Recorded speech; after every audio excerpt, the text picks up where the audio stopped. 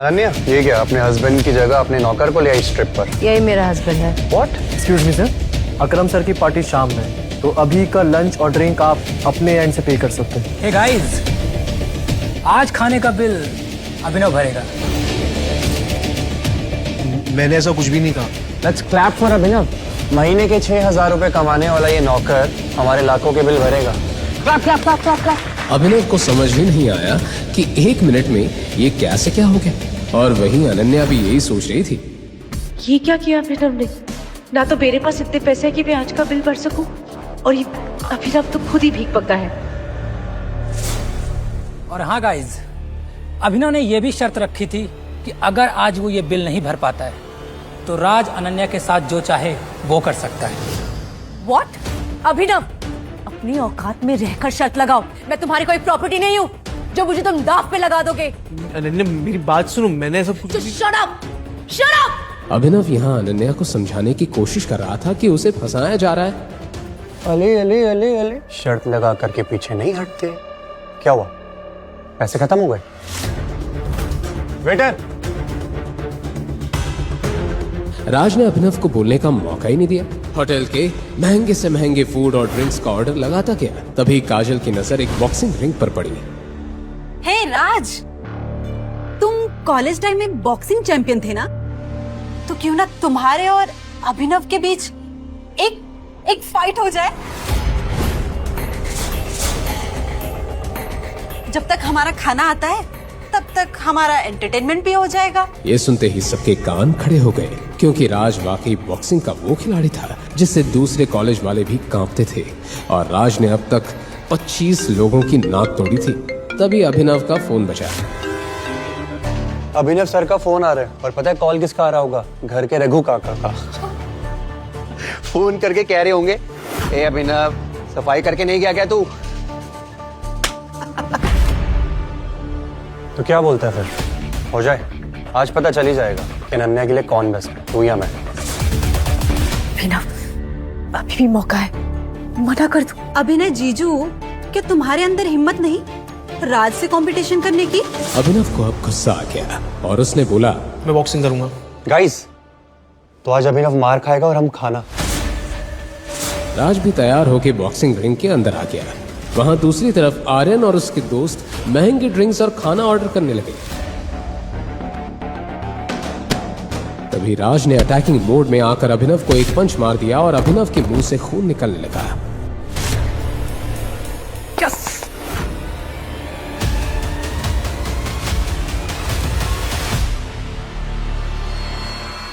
इसके बाद लगातार राज अभिनव को पंच मारता रहा और उसे हाथ उठाने का मौका ही नहीं दिया, और सभी को ये लग रहा था कि अब तो अभिनव का काम तमाम हो जाएगा कि तभी अभिनव नीचे गिर गया। बस करो अभिनव, हार मान जाओ और बाहर आओ अभी। अनन्या के इतने कहते ही बॉक्सिंग रिंग के बाहर रखा अभिनव का फोन बजने लगा। अनन्या उसका फोन ना देख ले, इस जल्दी में अभिनव उठा और जैसे राज उस पर अटैक करने ही जा रहा था कि तभी अभिनव ने राज को एक इतना जोर का पंच मारा कि राज वहीं बेसुध होकर गिर पड़ा, और अनन्या की नजर अभिनव के फोन से हटकर नीचे पड़ी राज पर गई। बॉक्सिंग चैंपियन राज को अभिनव ने एक ही झटके में गिरा दिया। ऐसा पंच तो कोई प्रोफेशनल खिलाड़ी ही मार सकता है। ये अभिनव जरूर कुछ छिपा रहा है। तभी अभिनव बाहर आया और अपने फोन को उठाकर उसने रख लिया। कोई बात नहीं राज, अगर उसने तुझे यहाँ हरा दिया तो टेंशन मत ले। हमने बिल इतना ज्यादा बढ़वा दिया कि उसके 7 जन्म भी ये बिल पे नहीं कर पाएगी। सर, ये रहा आपका बिल, 5,40,000। क्या?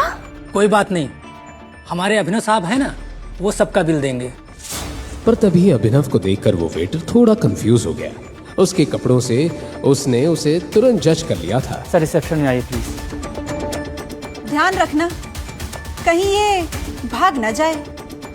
अब सबकी नजरें उस वेटर पर थी। अनन्या घबराहट में पसीना पसीना हो रही थी कि आज राज न जाने उसके साथ क्या करेगा। इसके बाद जैसे ही वेटर ने अभिनव के हाथ से काट लिया और स्वाइप किया तो उसके चेहरे का रंग बिल्कुल उड़ गया। क्या हुआ? अभिनव के कार्ड में बिल्कुल भी पैसे नहीं है क्या? इसके कार्ड में पैसे नहीं है तो बता दो ना। इसकी इज्जत की चिंता मत करो। यहाँ अनन्या के चेहरे पर रंग उड़ता जा रहा था, क्योंकि अभिनव ने पैसे नहीं दिए तो राज आज अपनी सारी भड़ास उस पर निकाल लेगा। आखिर बात क्या है? क्या इनके पास बिल्कुल ही पैसे नहीं है? इससे पहले कि वेटर कुछ कह पाता, अचानक होटल के मेन डोर पर कुछ Z+ सिक्योरिटी गार्ड्स आ गए और सबका ध्यान उस तरफ चला गया। लगता है कोई सेलिब्रिटी आ गया। ओह माय गॉड, ये तो मिस्टर दिग्पाल है, अकरम सर के भी बॉस। जानते हो, इनसे मिलने के लिए सालों इंतजार करना पड़ता है। जिस कंपनी में मैं मैनेजर हूँ उसी कंपनी में इन्होंने इन्वेस्ट किया है। आज तो मैंने भगवान के दर्शन कर लिए। मिस्टर दिग्पाल ने अभिनव को पहचान लिया। तुम यहाँ क्या कर रहे हो? मिस्टर दिग्पाल ने अभिनव की तरफ देखा और सबको लग रहा था कि वो उनकी तरफ देख रहे हैं कि तभी राज आगे बढ़ा। अभिनव ने मिस्टर दिग्पाल को इग्नोर किया और मेन गेट की ओर चल दिया कि तभी मिस्टर दिग्पाल ने होटल के मैनेजर से कहा, मैनेजर, इसका और सबका बिल मेरे अकाउंट में ट्रांसफर कर देना। ये कहकर मिस्टर दिग्पाल अपने रूम में चले गए। 1 मिनट में इतना सब हो गया कि किसी को कुछ समझ नहीं आया। ये मिस्टर दिग्पाल ने पी रखी है क्या? शायद ये अभिनव को कुछ और समझ बैठे। ए अभिनव, पैसे तो मिस्टर दिग्पाल ने दिए ना, तो शर्त तो मैं जीता। तू कहाँ जा रहा है? और इस हिसाब से तो अनन्या मेरी हुई। और आज रात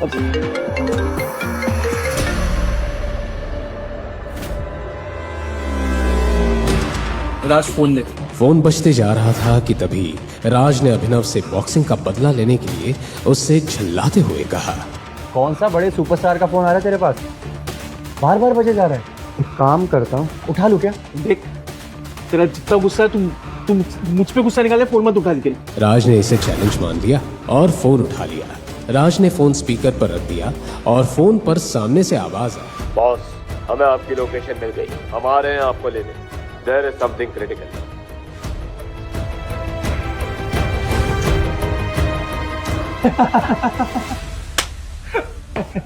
हमें किसी रिक्शे वाले, किसी कैब वाले का फोन था और वो अपने आप को कॉन्वॉय समझ रहा है। अनन्या को भी ये देखते हुए मजा आ रहा था, पर तभी हुआ ऐसा कुछ कि सभी की बोलती बंद हो गई।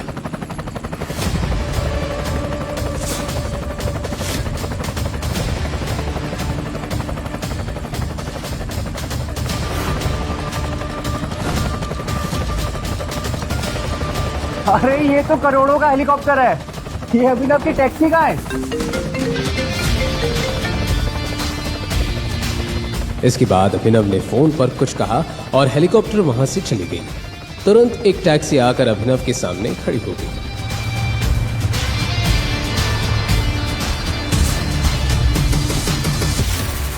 अबे खोदा पहाड़ और निकली चुईया। वही मैं कहूँ, इतने महंगे हेलीकॉप्टर में ये बैठेगा। देख, टैक्सी आ गई इसकी। पर दुबई से बार बार आ रहे फोन और ये महंगी कार्स और हेलीकॉप्टर एक ऐसा राज खुलने वाले हैं जिसे जानकर आपके ही रोंगटे खड़े हो जाएंगे। अभिनव जल्दी से टैक्सी में बैठकर जाने लगा कि तभी राज और बाकी लोगों को अभिनव पर शक होता है। गाइस, वैसे किसी को पता है क्या कि वो अपनी बीवी को यहाँ खंडाला में छोड़ करके कहाँ और किससे मिलने के लिए गया है?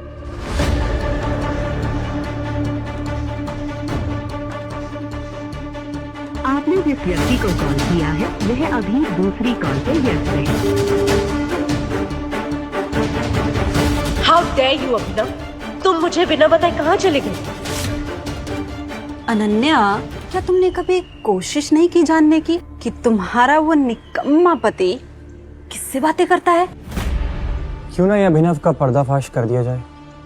आज उसे रंगे हाथों पकड़ ही लेते हैं। इतना कहने के बाद राज ने अनन्या की कार निकाली और सबके साथ अभिनव जिस टैक्सी में था उसे फॉलो करने लगा।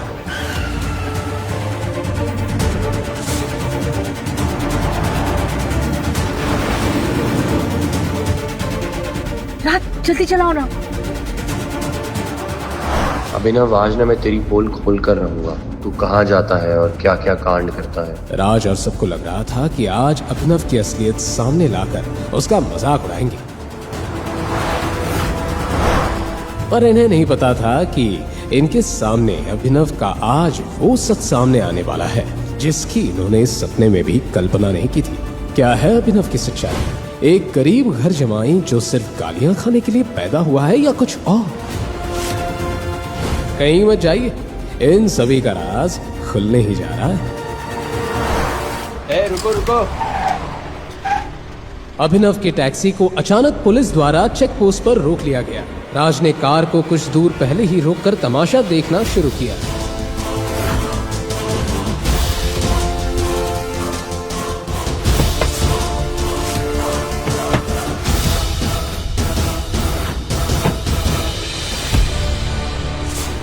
पुलिस इंस्पेक्टर अभिनव को बाहर उतारकर चेक करने लगा।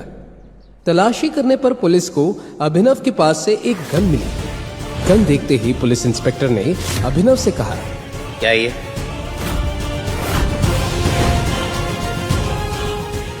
गन कहां से आई तुम्हारे पास? लाइसेंस कहां है इसका? ये अभिनव के पास गन कैसे आ सकती है? अरे जो इंसान नौकरों से गालियां खाता हो, 500 रुपए उधार लेके अपनी खटारा मोटर में पेट्रोल भराता हो, उसके पास गन कैसे आ सकती है? शायद मैं अभिनव की सच्चाई जान ही नहीं पाई। गाइस, ये अभिनव तो क्रिमिनल निकला। अब आज देखो कैसे पुलिस वाले ने इसको मार मार करके सच निकलवाएंगे। मैं अपना मुंह सिर्फ कमिश्नर के सामने खोलता हूँ। अच्छा, गाइस देखो, इसको पुलिस कमिश्नर चाहिए। सुन बे, ज्यादा स्मार्ट बनने की कोशिश मत कर, वरना यही उल्टा लटका के ऐसा मारूंगा ना, सारी औकात बाहर निकल आएगी। बताओ। जो घर के नौकरों से भी डांटा जाता था, उसने आज पुलिस वाले का हाथ पकड़ लिया था। बात छोड़, मैं तो ऐसा तोड़ूंगा ना तुझे लाठी से।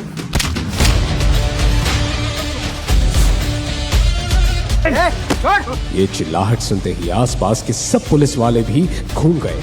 अनन्या और राज के भी होश उड़ गए। कोई कमिश्नर साहब को बुलाओ, ये आदमी पागल हो गया। इतना हंगामा मचा कि तभी वहां सबको एक पुलिस सायरन सुनाई दी।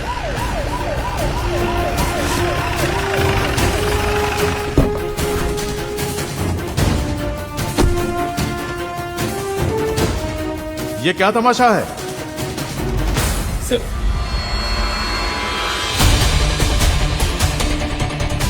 इन पर क्यों हाथ उठाया?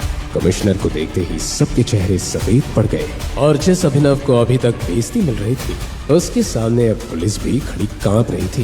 ये अभिनव की कमिश्नर तक पहचाने, पर कैसे? यहाँ अनन्या और बाकी लोगों के साथ पुलिस इंस्पेक्टर का दिमाग भी घूम रहा था। तुम्हें अपनी नौकरी से प्यार है या नहीं? किसने पकड़ा इनको? लेकिन सर, इसके पास इनके पास ये गन मिली सर। तो क्या हुआ? सेल्फ डिफेंस के लिए है और मैंने ही गिफ्ट की थी ये गन बर्थडे पे। बर्थडे पे? पर अभिनव तो अपने बर्थडे पे अपनी मम्मी की सैंडल ठीक करवाने गया था और इसी बीच कमिश्नर ने उसे गन भी गिफ्ट कर दी। मैं सपना तो नहीं देख रही ना? अनन्या और बाकी सब कुछ भी समझ नहीं पा रहे थे कि तभी कमिश्नर ने अभिनव को उसे बाइज्जत जाने दिया।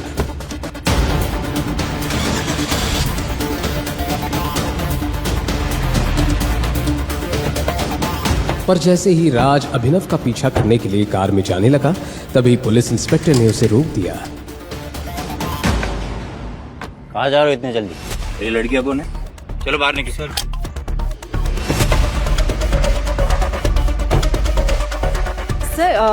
वो हम अभिनव जी के साथ है, तो वो जहाँ जा रहे हैं हम भी वही जा रहे हैं। अच्छा ठीक है, तुम लोग जाओ।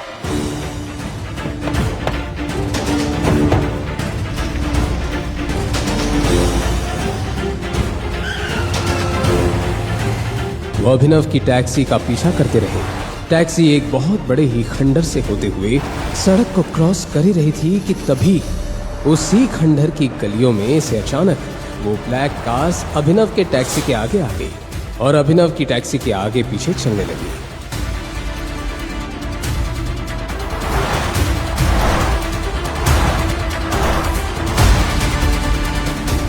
तभी वो 3 ब्लैक कार अभिनव के टैक्सी के साथ चलने लगी।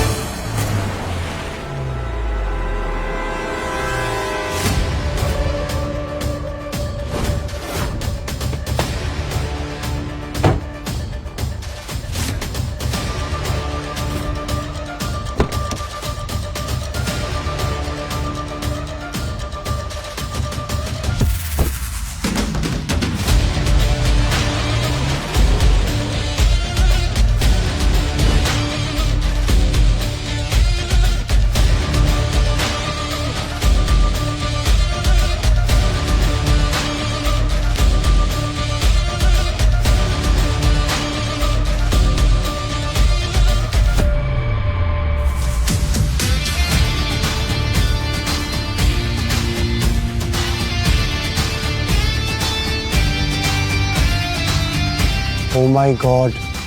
क्या है अभिनव का दुबई से कनेक्शन और क्यों आ रहा था अभिनव को दुबई से कॉल? क्यों कमिश्नर ने दी थी गरीब अभिनव को गन? आखिर क्या होने जा रहा है इस सनसनीखेज कहानी में और कितने राज खुलने बाकी हैं? क्या आप इस कहानी को फ्री में शुरू से सुनना चाहते हैं? गरीब डिलीवरी बॉय अभिनव की बरसों पुरानी गर्लफ्रेंड ने उसे एक रईसजादे के लिए छोड़ दिया। फिर क्या था? प्यार में हारा अभिनव बेचारा दारू पीकर चढ़ गया जमीन से 50 फीट ऊपर बिल्डिंग के टेरेस पर।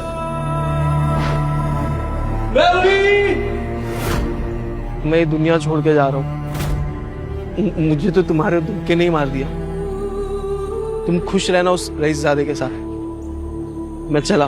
वो मजनू तो जान देने को तैयार था, मगर किस्मत को कुछ और ही मंजूर था। अचानक अभिनव नीचे गिर गया, मगर वो गिरा भी तो कहां?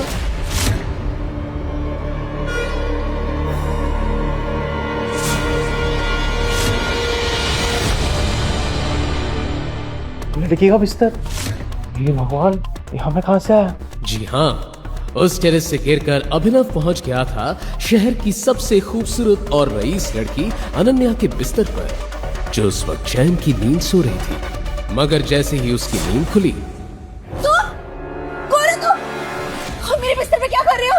मैं तो कुछ नहीं जानता। मैं कहां से आया? मुझे तो उसकी समझ में नहीं आ रहा है। मुझे तो लग रहा है मैं भी एक सपना देख रहा हूँ। सपने से बाहर आओ और बताओ तुम कौन हो? तुम जानते भी हो मैं कौन हूँ?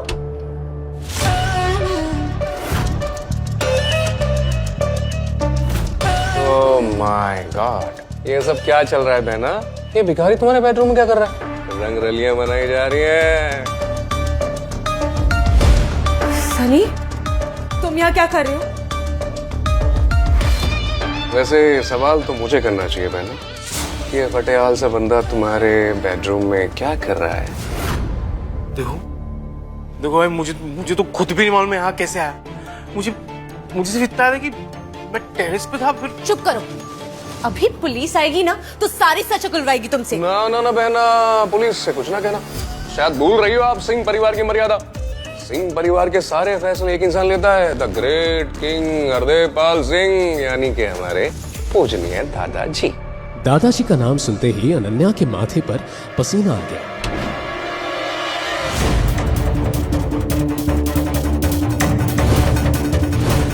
अनन्या, हरदेवपाल सिंह न सिर्फ शहर के जाने माने रईस थे, बल्कि एक बहुत ही रूढ़िवादी और पुरानी सोच वाले सख्त आदमी थे, जो कहने को तो सूट बूट पहनकर घूमते थे, मगर उनकी मानसिकता 500 साल पुरानी थी। अनन्या ये सोचकर डरी जा रही थी कि दादाजी के आने के बाद क्या होगा कि तभी अनन्या बाहर निकल। अपने दादाजी की बुलंद आवाज सुनकर अनन्या की सिट्टी पिट्टी गुम गई। दादाजी? वो इतना तो समझ चुकी थी कि दादाजी को शायद सब कुछ पता चल गया है, मगर कैसे? अब कब तक इस फटीचर के साथ बेडरूम में पड़ी रहेगी? बाहर आ जा, दादाजी तेरा इंतजार कर रहे हैं। हाँ।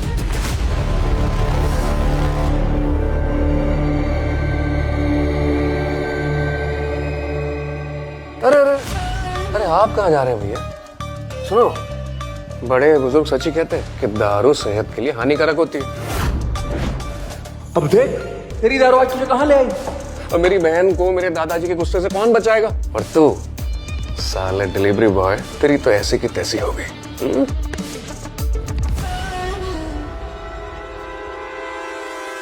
ये सुनकर अभिनव समझ गया कि ये सब जरूर इस सनी का ही किया धरा है। टेरेस से नीचे गिरकर शायद अभिनव बेहोश हो गया होगा और उसी बेहोशी की हालत में सनी ही उसे यहाँ ले आया होगा। मगर अब अभिनव के दिमाग में कुछ और ही सवाल चल रहे थे। एक भाई अपनी बहन के साथ ऐसा कैसे कर सकता है? सनी अनन्या का सगा भाई है भी कि नहीं? जहां अभिनव के मन में चल रहे थे ये सवाल, वहीं हरदेवपाल सिंह ले आए एक बड़ा बौछार। करमजली, तेरी इतनी हिम्मत जो शादी से पहले एक लड़के से संबंध बना रही है। शर्म आती है मुझे तुझे अपनी पोती कहते हुए। दादाजी मेरा यकीन मानिए, मुझे नहीं पता ये लड़का कौन है। ये झूठ मत बोल, सब पता है। समझ देंगे तू? तेरे माँ बाप की गलती है। अरे तुझे पढ़ाया लिखाया, बिजनेस भी करने दिया तुझे, इसलिए तू एक सड़क छाप लड़के को अपने कमरे में ले आई। हरदेव पाल ने अभिनव के हाथ में कुछ ऐसा देखा जिसे देखकर वो चौंक गए।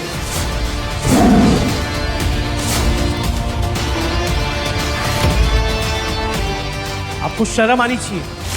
एक दादा होकर अपनी पोती पे हाथ उठा रहे हो, उस पर इतना इतना घिनौना इल्जाम लगा रहे हो। अकल ठिकाने है कि नहीं आपका? अचानक पूरे कमरे में सन्नाटा छा गया।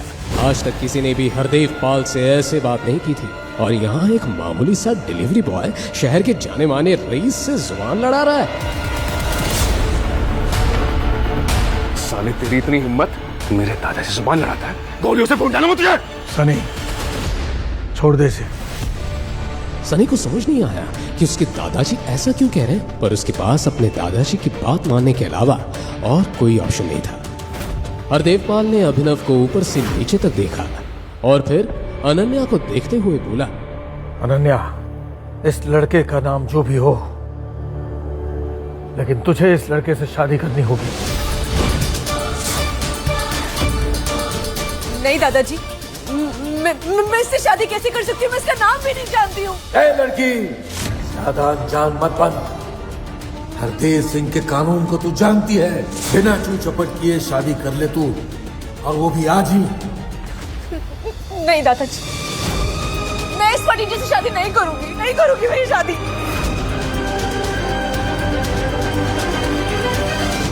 तो ठीक है सनी, अपनी बहन को फार्म हाउस ले जाओ, जिंदा कर दो उसे। ये सुनकर अनन्या सिहर उठी। वो जानती थी कि जो हरदेव कह रहा है वो करवा भी सकता है, क्योंकि इससे पहले भी सिंह खानदान में जिस किसी ने भी हरदेव पाल सिंह के कानून की खिलाफत की, उसका यही अंजाम हुआ।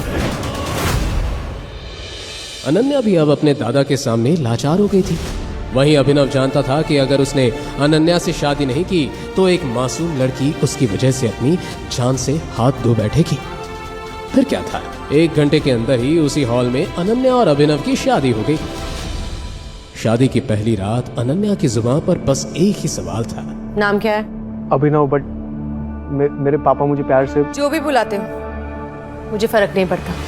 और हाँ, एक बात ध्यान से सुन लो, कि शादी शादी नहीं, एक मजबूरी है। भले दुनिया के लिए हम पति पत्नी हैं, पर इस कमरे में हमारा रिश्ता सिर्फ 2 अजनबियों का है। अभिनव भी जानता था कि महलों की रानी अनन्या का उसके जैसे डिलीवरी बॉय से क्या मिल, पर वो ये नहीं जानता था कि अगर भगवान ने उन दोनों को मिलवाया है तो उसके पीछे कोई ना कोई कारण जरूर होगा।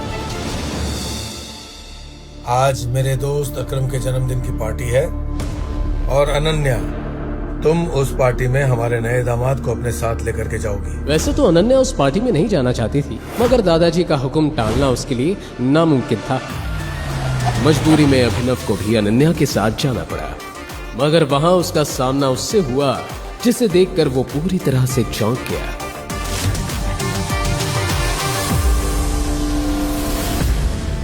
तुम यहाँ?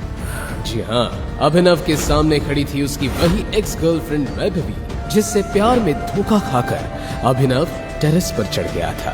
कहने को तो वैभवी भी अभिनव की तरह कम पैसों वाली ही थी, मगर कुछ ही दिनों पहले शहर का जाना माना रईसजादा देवेन उसके प्यार में पागल हो गया, और उसी के चलते वैभवी ने अभिनव को लात मार दी। देवेन ने जब अभिनव को वैभवी से बात करते देखा तो बोला, कौन है बेबी ये फटीचर? ओह, कहीं ये वही डिलीवरी बॉय तो नहीं जो तुम्हारे प्यार में टेरिस से कूद गया था? हाँ बेबी, ये वही देवदास की औलाद है। जरूर यहाँ डिलीवरी करने आया होगा, है ना? इतने में वहाँ सनी पहुँच गया, जो पहले से ही उस पार्टी में मौजूद था। क्या बात है जीजा जी, आप यहाँ पिज्जा डिलीवरी करना है? जीजा जी, आपकी शक्ल देखकर लगता तो है कि आप एक गरीब खानदान से, और इतना गरीब कि डिलीवरी बॉय बन गए। छी छी छी छी जीजा जी। सनी, तू इस फटीचर को जीजा क्यों बोल रहा है? कहीं तू ये तो नहीं कहना चाहता कि... हाँ, मैं यही तो कहना चाहता हूँ कि मेरी बहन ने इन्हीं के साथ में शादी करी है। ये है मेरे बहन के पति परमेश्वर, यही है मेरी बहन के पति, प्यारे प्यारे पति। ये सुनकर पार्टी में मौजूद हर शख्स की होश उड़ गई, मगर जो सबसे ज्यादा बौखलाया वो था अनन्या का सबसे पुराना दीवाना चिराग। नहीं अनन्या, तुम ऐसा नहीं कर सकती। मैं इतना रईस और हैंडसम हूँ, तुमने इस फटीते के साथ शादी कर ली? अरे ऐसा क्या हो गया तो तुमने इस भिखारी से शादी कर ली? अरे मैं बताता हूँ ना चिराग कि मेरी प्यारी बहन ने इसके साथ में शादी क्यों कर ली। और फिर बड़े ही नाटकीय ढंग से सनी भरी महफिल के सामने उस अनोखी शादी के बारे में बताने लगा। कैसे अनन्या के बिस्तर में मिला अभिनव, कैसे दादाजी ने कहा उसे बच्चन, और कैसे एक डिलीवरी बॉय के साथ बंध गई अनन्या। सनी ये सब बताया जा रहा था और सब फुसफुसा कर हंसे जा रहे थे, मगर अनन्या की आंखों में थे आंसू। रोती रोती बेचारी अनन्या दौड़ते हुए वहां से भाग गई। अरे अनन्या के पीछे अभिनव भी वहां से जा रहा था, मगर सनी ने उसका हाथ पकड़कर उसे रोक लिया। अरे जीजा जी, आप कहाँ जा रहे हैं जीजा जी? आप तो हमारी महफिल की शान हैं, आपका होना भी बाकी सम्मान है। अरे आइए आइए जीजा जी, ये खास आपके लिए लगवाई है। ये कहते हुए सनी ने अभिनव को एक बड़ी ही सुंदर मगर साथ ही खतरनाक नजर आने वाली चेयर पर बैठने का इशारा किया। ए सनी, तू पागल हो गया? अरे ये इस चेयर पे कैसे बैठ सकता है?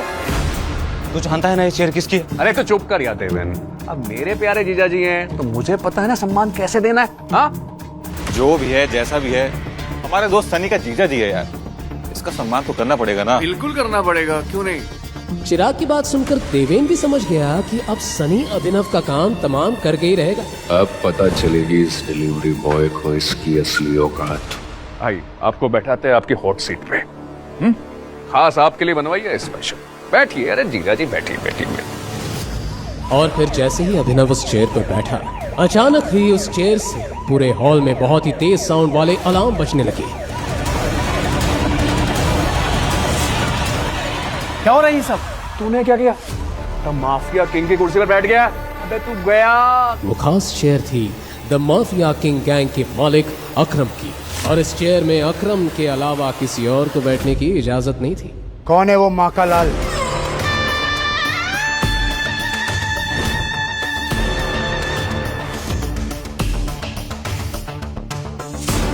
इसने माफिया किंग की कुर्सी पर बैठने की हिमाकत की। सूट बूट पहने, हाथों में एक इम्पोर्टेड सिगार लिए अब खुद अकरम वहां पहुंच गया था। अलार्म्स की आवाज सुनकर वो समझ गया था कि किसी ने द माफिया किंग की कुर्सी में बैठने की गुस्ताखी की है। तू है वो हरामजादा। अब तुझे अकरम की कहर से कौन बचाएगा? सर मुझे माफ करो, इस चेयर के बारे में मुझे कुछ नहीं मालूम था। जहां अभिनव अकरम के आगे गिड़गिड़ा रहा था, वहीं अकरम की आंखें अभिनव की अंगूठी पर टिकी हुई थी, जिस अंगूठी में टाइगर बना हुआ था। उस अंगूठी को देखते ही अचानक अकरम के चेहरे पे छाया हुआ गुस्सा खौफ में बदल गया, मानो उस अंगूठी को देखकर अकरम को कुछ याद आ गया हो। टाइगर, टाइगर मुझे माफ कर दो यार, मैंने तुम्हें पहचानने में गलती कर दी बेटा। I'm really sorry। अरे अकरम अंकल, आप इस फटीचर के सामने हाथ क्यों जोड़ रहे हैं? अरे ये तो साला फटीचर। साला किसको बोला बे? ये कुर्सी भी इसकी है और ये कारोबार भी इसका है। ये है हमारे माफिया किंग का असली मालिक, हमारा टाइगर। तो ये है रियल टाइगर। बाप रे।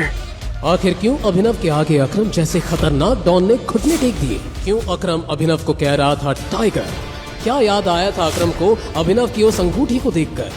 और अब क्या नया मोड़ लेने वाली है अभिनव और टाइगर की कहानी? इन सभी सवालों के जवाब जानने के लिए बिना एक पल गंवाए अभी के अभी नीचे दिए गए लिंक पर डबल क्लिक करके इंस्टॉल कीजिए पॉकेट FM और फ्री में सुनिए द रिटर्न ऑफ टाइगर।